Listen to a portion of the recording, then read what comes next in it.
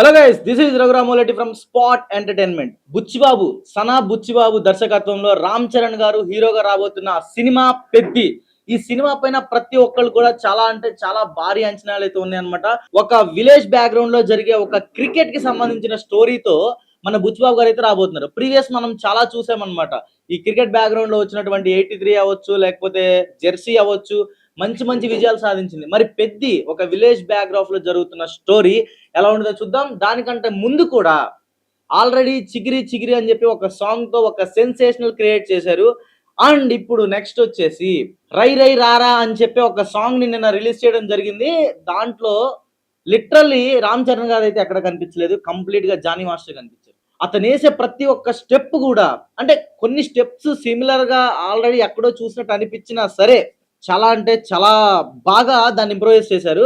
And దీంట్లో మనం మెచ్చుకోవాల్సిన విషయం ఏంటంటే, డాన్స్ చేయడం ఇంపార్టెంట్ కాదు, పర్ఫెక్ట్ గా డాన్స్ చేయడం చాలా ఇంపార్టెంట్. అంటే దీంట్లో మన రామ్ చరణ్ గారి క్యారెక్టర్ ఒక విలేజ్ లో ఉండే ఒక పల్లెటూరి అతని క్యారెక్టర్ అన్నమాట. అలాంటి ఒక క్యారెక్టర్ డాన్స్ ఎలా అంటే ఒక ఆరెంజ్ లోనో లేకపోతే ఒక రచ్చ మూవీలో వేసినట్టు డాన్స్ వేయడు అతను. ఎందుకంటే విలేజ్ పీపుల్స్ డాన్స్ ఎలా వేస్తారు, దాంట్లో ఒక చిన్న మొరటుతనం ఉంటది.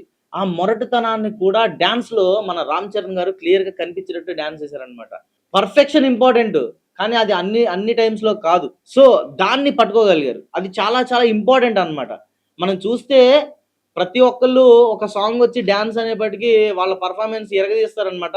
కానీ మన రామ్ చరణ్ గారు డాన్స్ లో ఉండే ఒక గ్రేస్ అన్నమాట. అంటే ఒక పల్లెటూరి అతను డాన్స్ వేస్తే ఆ డాన్స్ లో ఉండే మొరటుతనాన్ని చాలా క్లియర్ గా చూపించారు. అండ్ నెక్స్ట్ ఏఆర్ రెహమాన్ గారి మ్యూజిక్.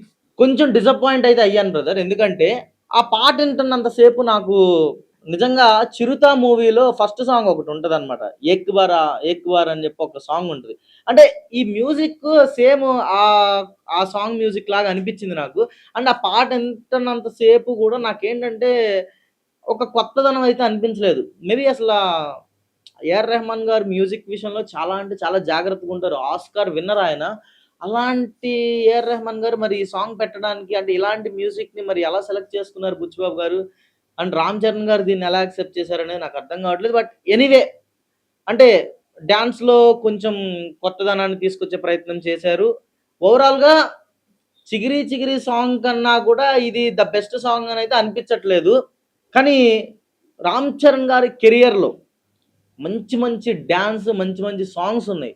ఆహ్, అలాంటి టాప్ సాంగ్స్‌లోకి మరి ఈ సాంగ్ వెళ్తదా లేదా అనేది మనం వెయిట్ చేసి చూడాలి. ఖచ్చితంగా వెళ్తదో లేదో అయితే మనం చెప్పలేం. కానీ ఆల్రెడీ ఈ సాంగ్ చూస్తుంటే మాత్రం ఆహ్, కొంచెం ఆడియన్స్ కావచ్చు, ఫ్యాన్స్ కావచ్చు, లిటిల్ బిట్ ఆఫ్ డిసప్పాయింట్‌మెంట్ అనేదైతే కన్ఫర్మ్‌గా ఉంది.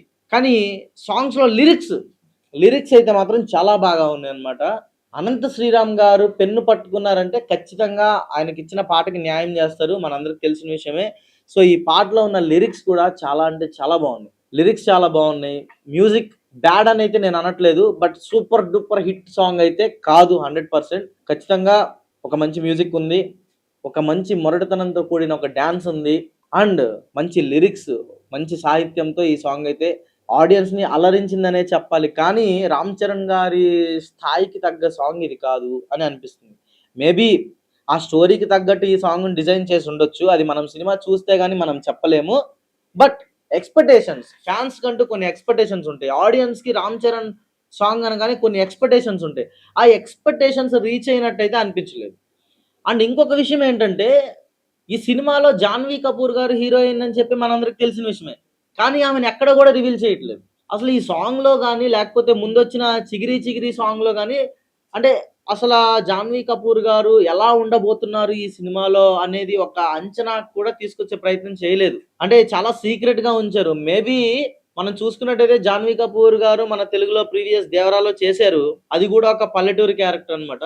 అండ్ ఇప్పుడు వన్స్ అగైన్ సేమ్ ఒక పల్లెటూరి హీరోయిన్ అన్నమాట మన 'జాన్వీ కపూర్' గారు. మరి ఆవిడకి సంబంధించినవి ఎలాంటి లుక్స్ గాని, లేకపోతే చిన్న చిన్న వీడియోస్, ఈవెన్ మేకింగ్ వీడియోస్ కూడా మరి రిలీజ్ చేయట్లేదు. చూద్దాం. అంటే ఖచ్చితంగా ఏదో సస్పెన్స్ ప్లాన్ చేశారని చెప్పనైతే అర్థమవుతుంది. మరి ఏం జరుగుతుంది ఏంటనేది తెలీదు. బట్ ఎనీవే ఖచ్చితంగా 5 సాంగ్స్ అయితే ఉండబోతాయి అని చెప్పి ఆల్రెడీ బుచ్చిబాబు గారు ఒక ఈవెంట్‌లో చెప్పడం జరిగింది. 2 సాంగ్స్ రిలీజ్ అయినాయి. అందులో ఒకటి బ్లాక్ బస్టర్ హిట్ అయ్యి ఎక్కడెక్కడో ఔట్ ఆఫ్ కంట్రీస్‌లో వాళ్ళు గూడా ఆ సాంగ్స్‌కి రీల్స్ చేసి ఇన్‌స్టాగ్రామ్‌లలో పోస్ట్ చేసే పరిస్థితి ఈ రోజు వచ్చింది.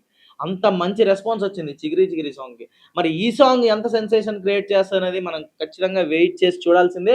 అండ్ ఇలాంటి మంచి మంచి అప్డేట్స్ కోసం స్పాట్ ఎంటర్‌టైన్‌మెంట్ అనే ఛానెల్‌ని అయితే సబ్స్క్రైబ్ చేసి పెట్టుకోండి. This is Raghurama Reddy from spot entertainment. జై Hind. Hi guys, this is Akash Jagannath. Please do watch and subscribe Spot Entertainment. Thank you.